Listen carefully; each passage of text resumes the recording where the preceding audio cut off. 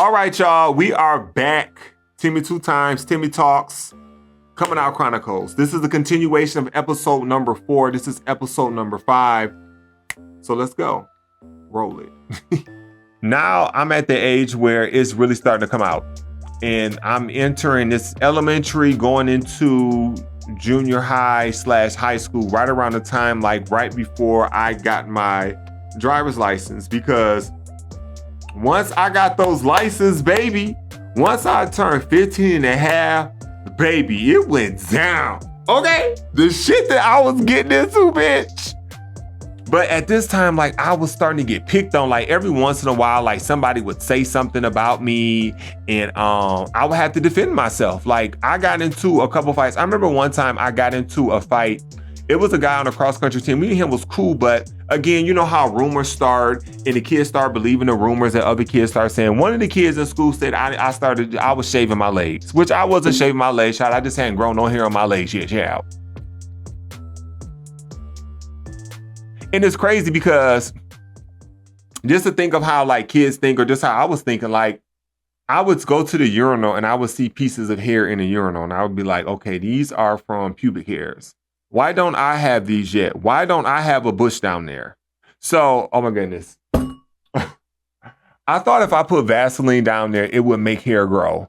Or I would put Vaseline down there and I would put a flashlight on it so I could see the hair follicles, because, you know, the Vaseline would kind of make it shine down there. From an angle, you could see the flicker and you could see like the hair, whatever. So I would be in my bed with the cover over me with the flashlight looking at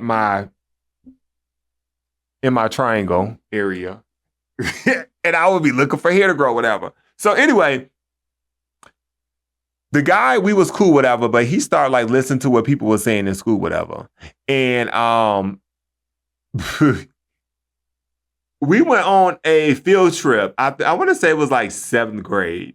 We took a bus trip to Washington, D.C. So we were on the bus. I went to sleep.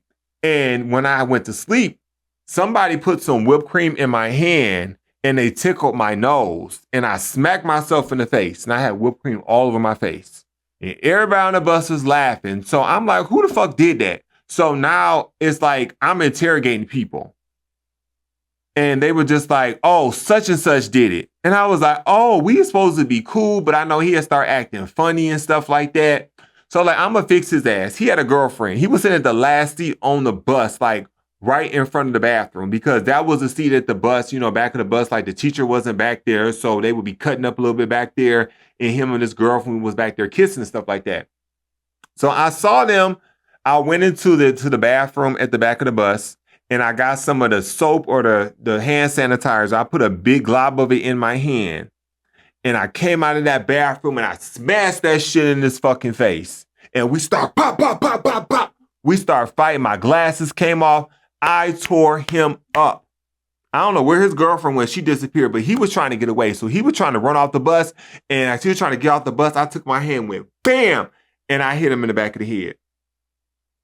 Mind you, nobody told the teacher anything like that. So now we're just like, oh, Tim can fight. Tim don't play no games. You know, you got to watch out for him, whatever. So then we went back to the school, whatever. And come to find out, it wasn't even him. It was somebody else that did it. But I was like, whatever, you were supposed to get it because you were supposed to be my friend, and you start backstabbing me, and you start, you know, talking shit about me and stuff like that. Start believing everything everybody else said. Which honestly, I'm not even gonna blame him, because that's how kids do. Kids will try to fit in with other kids, and if they start bullying one person, everybody else is gonna bully that person too. But only a real confident, secure person / friend is going to stand up for you and be like, oh, you're not going to do my friend like that. Because I ain't bothering nobody. I never bothered anybody. Like I was a good kid. And then after that, like his cousins and stuff like that, because he had a couple cousins in school, they would be looking at me like rolling their eyes like they want to fight me, whatever. But ain't nobody never do nothing to me, because at that time, I was the tallest one in the school. So at that time, I probably was like maybe like 6'3", 6'4". Like I was so tall, like I could see all the way down the hallway. And that was that. Every year, once a year, I had to defend myself, because it would always be some type of gay slur, and I had to beat the bitch's ass. And guess what? I always won. But it's crazy because it was this time that in junior high that I was taller than everybody. And we had like the main lockers, and then we had the little top locker. Like you had the bottom locker where you could put your coat and stuff in. And then you had the top locker compartment that once you open your locker, you hit the little switch and the other one opened up. And that's where you could put your books and stuff like that. So mine was always at the top.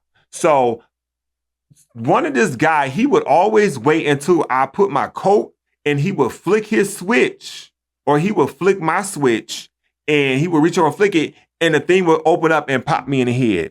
And when I tell you that shit used to piss me the fuck off, but again, like I was still like,